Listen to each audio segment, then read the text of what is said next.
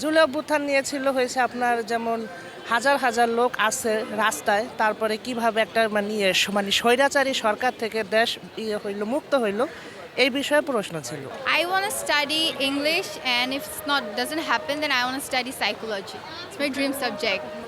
Question, it was pretty easy, I might say. I'm not that much good in Bangla, so it was a bit tough for me. Batting series MCQ written তো একটু সমস্যা হয়েছে, but MCQ অনেক সহজ ছিল। না না না মানে ছিল অল্প জাস্ট। পরীক্ষা আলহামদুলিল্লাহ অনেক ভালো হয়েছে।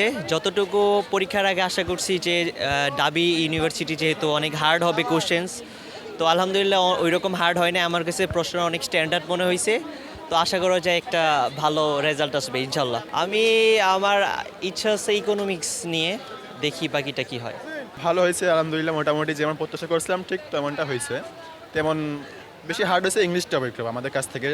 আর্টসে মোটামুটি যে সবার জন্য যেটা প্রবলেম হয় সেটাই হয়েছে ইংলিশে, তাছাড়া মোটামুটি সব কিছু ভালো হয়েছে। প্রথমে খুবই নার্ভাস ফিল হচ্ছিলো, স্যারদের দেখে খুবই নার্ভাস হচ্ছিল। যখন তাদের ব্যবহার দেখলাম মনোমুগ্ধকর হয়েছিলাম, খুবই ভালো হয়েছিল, তাদের ব্যবহার খুব আন্তরিক ছিল।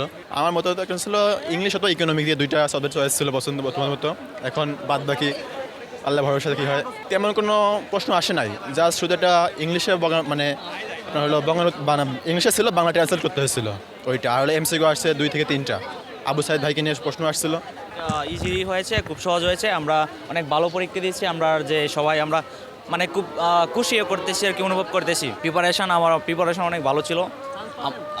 ইনশাল্লাহ এটা হচ্ছে আল্লাহর ইচ্ছা, ঠিক আছে। ইনশাল্লাহ আমরা মানে এখন আমরা যে পরীক্ষা দিচ্ছি ওটা হচ্ছে আর্টসে, যে আমার যে শাখা হচ্ছে বি।